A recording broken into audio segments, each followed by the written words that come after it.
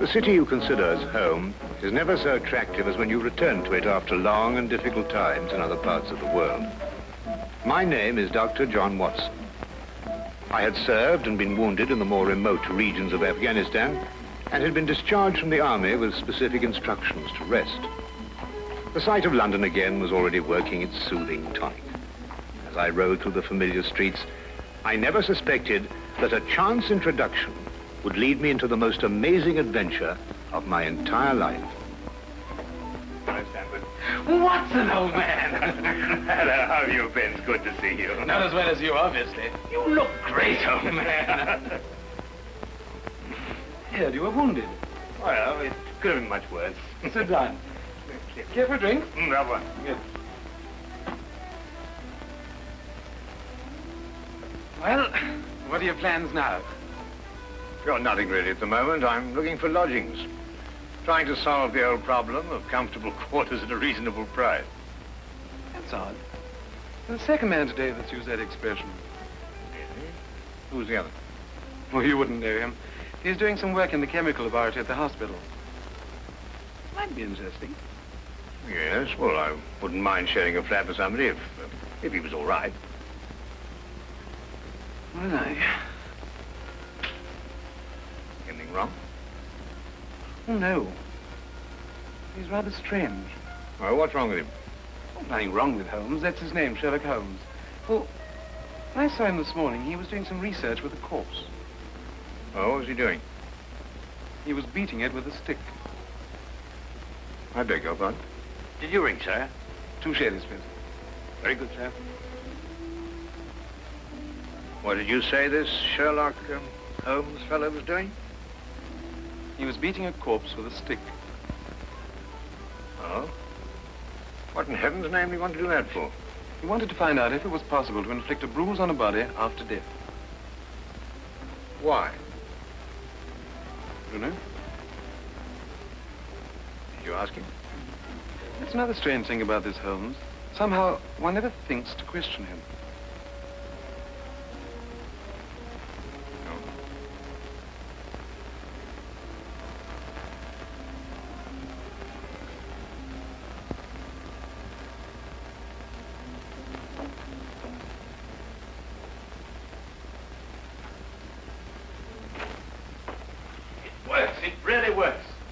You realize you've just entered the greatest chapter in the history of forensic medicine. You're Dr. Watson. Yes, I am. What works? A foolproof test for hemoglobin. You realize what this means, of course. No, I don't. You must be Sherlock Holmes. It will create a revolution in criminal investigation. Yes, I'm Holmes. How did you know I was Watson? Because you've just come back from Afghanistan. How do you do? How you do? How did you know I'd just come back from Afghanistan? Well, it's written all over you. The problem has generally been that a man is suspected of a crime months after the crime is committed. Then when they find bloodstains on objects of clothing, they can't be sure if it's blood, mud, or rust stains. But this solves the whole thing, of course. Oh, of course. Of course. Stamford told me you're looking for someone to share a flat you'd found. You know, if this test had been in existence a year ago, it would have meant that von Bishop of Frankfurt would most certainly have been hung. And that goes for Mason of Bradford, Muller and O'Fay, naturally. Naturally. Who are these people? Did you know, I'm delighted to meet you, Watson. I think you'll like the flat. It's in Baker Street, by the way. Oh, we could pop round this afternoon and have a look at it if you care. Yes. Oh, yes, rather. I'd like that. Good. Did you mind if I play the violin? No, go right ahead. No, I don't mean now. I mean when we're sharing the flat. Oh, no, of course not. I like a bit of good music. Oh, good. I'm not very good. Oh. Tell me, Holmes. Yes. How did you know I just got back from Afghanistan? Well, it's obvious. Now, that's what you said before. It isn't a bit obvious. You're a doctor, that much we know. But with the air of a military man, therefore an army doctor. You've acquired a sunburn.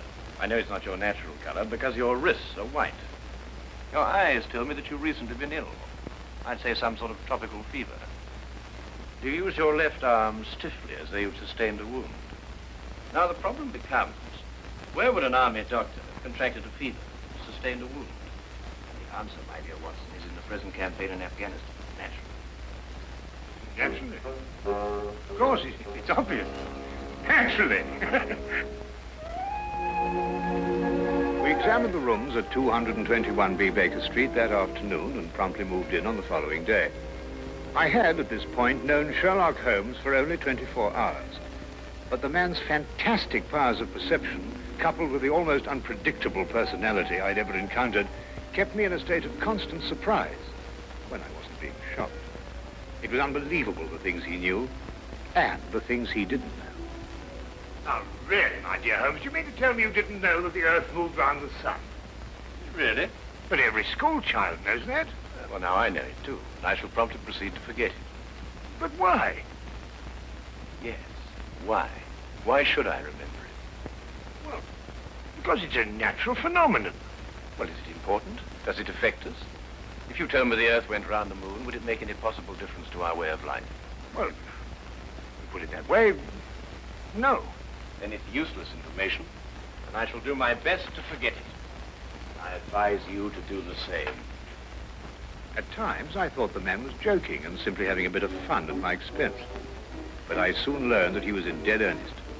I also, unknown to him, made a brief classification of the man's knowledge. Literature? Nothing. Philosophy? Nothing. Astronomy? Nothing. Politics? Disinterested. Botany?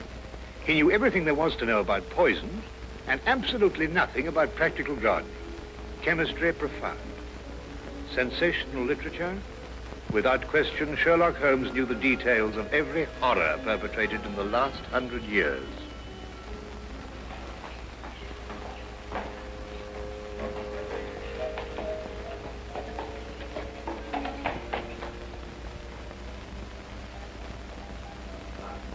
I believe we have a visitor. Really? Who's coming here? I believe so. I would also say he's a retired sergeant of Marines. Oh, you know the man? Never clapped eyes on him before in my life. Well, in that case, that's one of the wildest statements I ever heard.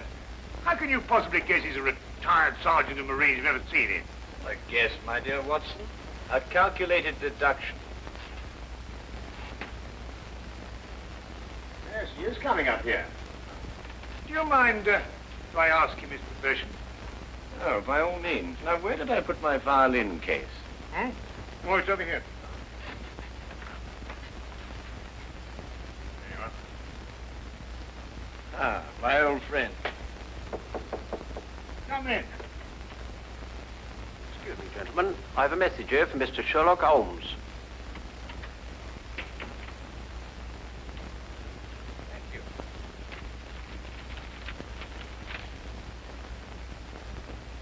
Excuse me.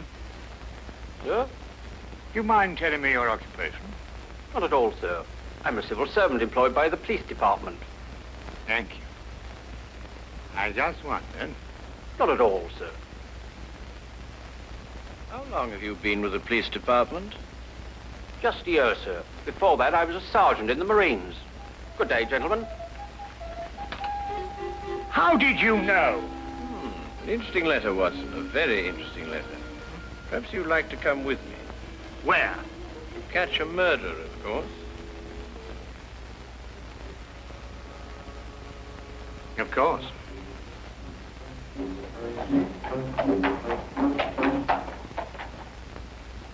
How did you know that that man was an ex-sergeant of Marines? Who? A messenger from the police. Oh, yes, the retired sergeant of Marines. That's what I said. Well, there's nothing mysterious about such observations, my dear Watson, but unfortunately, when explained, they lose their romantic order of mystery. My decision was based on observation and logical deduction. The man had a large anchor tattooed on the back of his hand. This was visible from our window. I admit I didn't notice it at the time, but since you mention it, I think there was an anchor. Oh, there was indeed. He also wore regulation sideburns and had a slight nautical roll. Thus, I judged him a Marine. Oh, guess, I grant you, but only a refinement of guesses one makes every day. Don't be so disgruntled, Watson. Test your own powers of observation. We are entering the perfect situation. Oh, what are we entering? A house that holds a murdered man.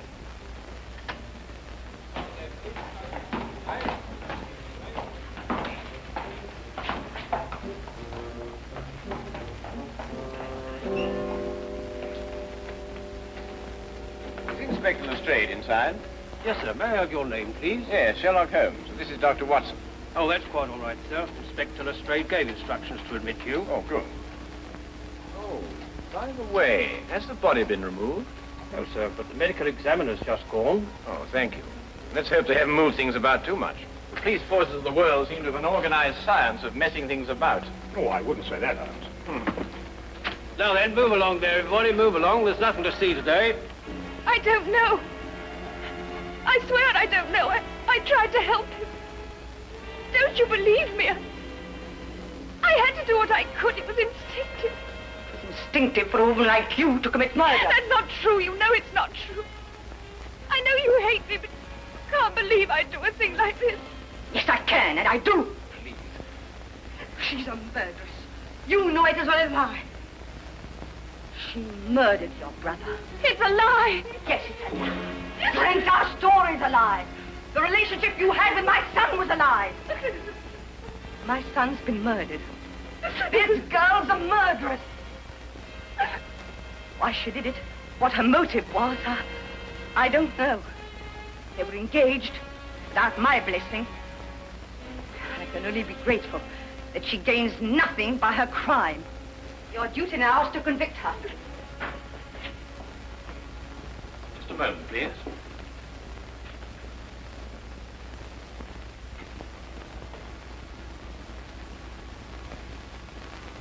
Notice the angle of incision, Watson. Yes. And the force of the blow and the general penetration of the upper region of the chest. How long would you estimate before loss of consciousness? Well, it's difficult to say. 30 seconds? Minutes? Oh, between the two. I see. And death? Shortly thereafter. 2 minutes? 3? 3 or 4, I'd say.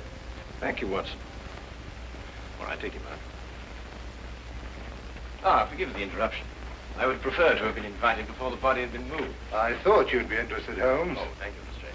Well, may I introduce my friend, Dr. Watson, Inspector Lestrade of Scotland Yard? How do you do? How do you know? So you're completely stuck, eh, Lestrade? What do you mean? Well, you thought I'd be interested. Why don't you admit it? You're in a jam. Magnificent cabinet work, don't you think? What you say isn't exactly true, Holmes. I've done you a favor. This is an interesting case. Of course, there are 1 or 2 unexplained details, but I don't believe it'll be long before we're What's clear. your principal problem? There's no motive. I found this girl with a knife in her hand. My brother lying dead on the floor. I found Peter on the floor. I tried to help him By stabbing him? by removing the knife. Anybody would have done the same thing. I love him.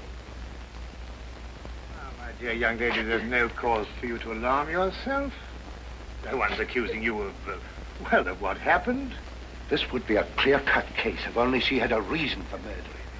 There happened to be a policeman outside the house during the murder, and he said that no one came in except her. Well, what about the others? Who benefits by her death? Well, no one. The estate was left in such a way that if he died before he married, everything went to charity. My dear Inspector Lestrade, he didn't die before he married. This young lady and the man whose body was carried out of here had been married for at least a week. In the event of his death, I imagine everything passes to her.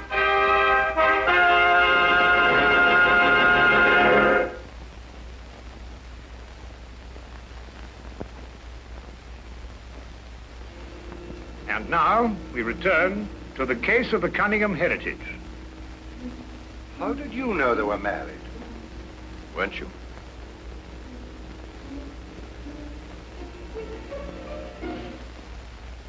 Yes, a week ago. Then you do benefit by my brother's death. You're his heir. I don't know if I am or not. I only know I didn't kill him. I swear I didn't. Where were you married? We went down to Brighton last weekend. Well, why didn't Peter say anything about it? I don't know. He asked me not to say anything, so of course I didn't. I'm afraid, young lady, I'll have to ask you to accompany me to headquarters. Stand.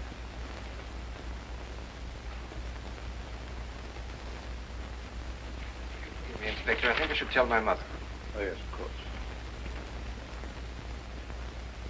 Tell me, Holmes, how did you know they were married?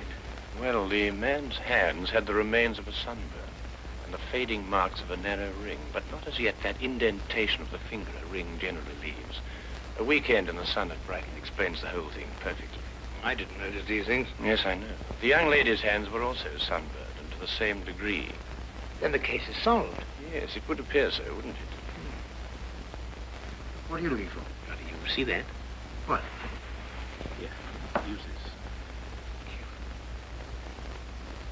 Why, that's only the cut in the carpet. Yes, but it's a fresh one. Yes, but what does it mean? That's a good question. You'll stop looking for clues now, Holmes. Ah, you've solved the case, then. Completely. Oh, splendid. Seems this girl had a record. 9 months in the woman's prison in Holloway, from the 21st of February, 1892, to the 21st of November, 1892. She was employed as a governess and convicted for stealing £300 from her employer. It's quite true. I knew you'd find out sometime. I made a mistake 5 years ago, but I paid for it. But Peter knew all about it before we were married. I never tried to hide it from him. You didn't know what else you had in mind. I had nothing else in mind except that I loved him. I'm afraid I must ask you to go with the office on this. Rather, madam.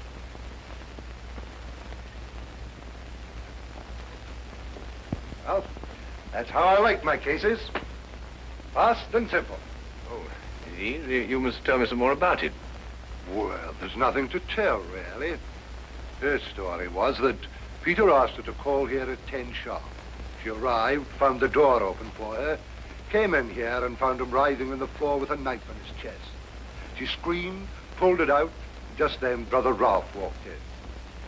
Peter died without saying another word. So she stabbed him for the inheritance and was caught in the act. Simple. Well, holding over long. Couldn't be simpler, could it, Watson? Well, I still think it's a tragedy. Yes, but my job, Dr. Watson, we run up against it all the time. Cigar? No, thank you. Well, I suppose you had some amazing adventures. Yes, but one learns to have a real philosophy of life and get a good perspective. Yes, I suppose. But just the same, I think it's a pity. Just another case of a clever girl being too clever. The clever girl who intended to murder her husband, he certainly chose the most stupid possible way to commit the crime. What was that? Well, what's this? Checkbook. Oh, amazing deduction, Lestrade. Look. So Peter Cunningham drew a check for £1,000. 6 weeks ago, and 5 weeks ago, and 4, and 3, and 2, and that's all. Well? They're drawn to cash. Well, I don't get your point. He was a very rich man. Well, it's a great deal of cash. It was his own money. I suppose he could do what he liked with it. You may have hit the proverbial nail, Lestrade. Now, look here, Holmes. You're trying to start something that just doesn't exist. Oh, do you think so? I have a great deal of respect for your opinion, Holmes. But your trouble is that you can't leave things alone. If there isn't a mystery, you have to make one, or you're not happy. You're right, I'm not happy. There are marks on the carpet indicating a struggle. The man whose body was carried out of here was over 6 feet in height. If he had struggled with the girl who had left here, I don't think he'd have lost. She surprised him. Oh, but he was expecting her. That's her story. I'd say she sneaked up on him. What, had stabbed him in the chest? How do you sneak up on someone and stab him in the chest, Lestrade? Now, look here, Holmes. You're trying to start something, and I just won't stand for it. That girl's a jailbird, and she's guilty, and she's going to hang. And that's the end of the case. I see Inspector Lestrade is up to his usual mental gymnastics, trying to hammer square pegs into round holes. Well, Lord, it's been a great pleasure meeting you, Inspector. I warn you to keep away from that man, Holmes, or you'll be insane in less than a week.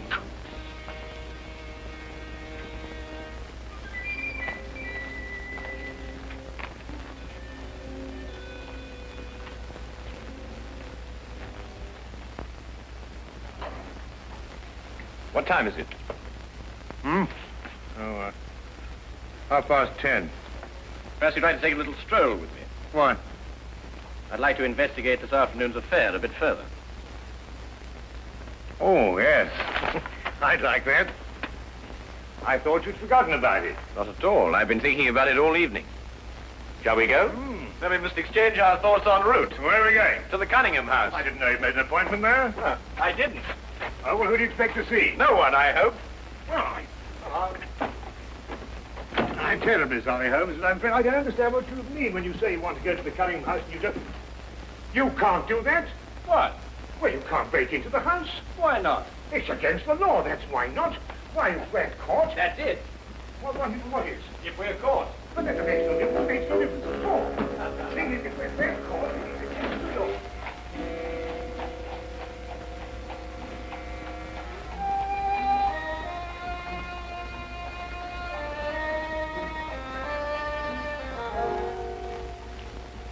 quickly now. But look, Holmes, we can't... Come on.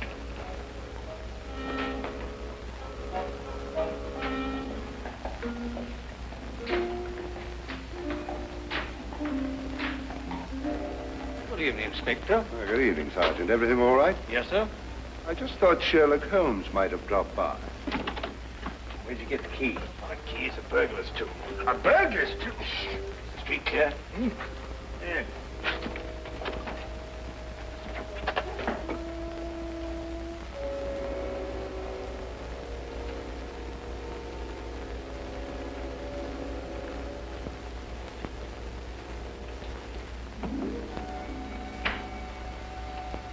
How do you know he's out? Because I had a spy watching the house. Go through that cabinet.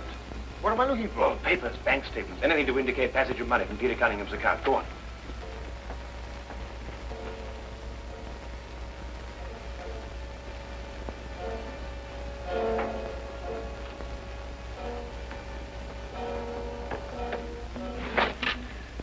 It's absolutely ridiculous. Looking for something and you don't know what in order to catch somebody and you don't know who. Quite ridiculous. Nothing over my side. Keep looking. Who do you think's got it? Whatever it is we're looking for. Why did Peter Cunningham try to hide the fact of his marriage? A week or a month would remain indifference as far as his mother was concerned. She would never have consented to his new bride anyway.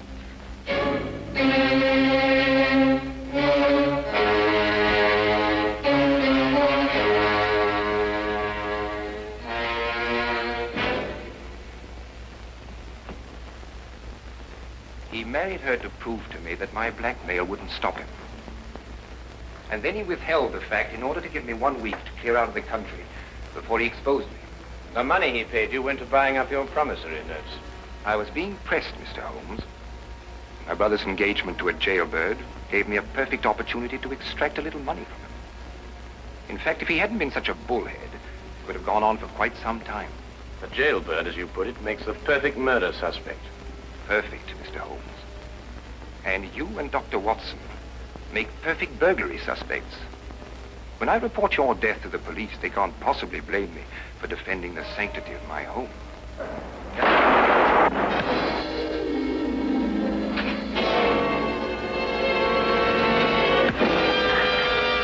Well done, Watson. Oh, I could have done a bit better, only it was my bad shoulder. Quite all right, Watson. Think no more about it.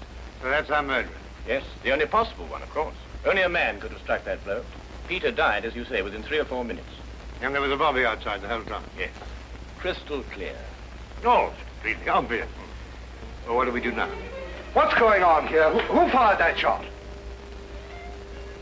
We will sit with the good inspector, and with the aid of our evidence, a bit of logic, and a few simple diagrams, we will endeavor to convince him that night follows day and that 1 and 1 inevitably makes 2.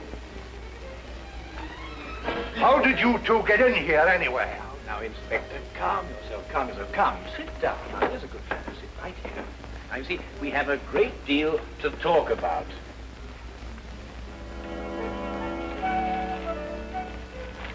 Also present with Inspector Lestrade was Dr. John Watson and a personal friend of the inspector's, Mr. Sherlock Holmes. This is ridiculous. It's fantastic. This isn't the way it happened at all. This will revolutionize investigation, Watson. This whole account is a lie. Fingerprints, Watson. That's the coming thing. Oh, nonsense. What are you going to do about this? A bit more research. Here, give me your fingers on this sheet of paper. Holmes. Were you going to sit there with these disgusting little smudges and let them get away with this? Beg your pardon? Well, I won't. They're going to hear from me. Brilliant Inspector Lestrade, indeed. Why, it took you 3 hours to convince that bonehead. I don't know. Never in mind his life of either. The lady was innocent.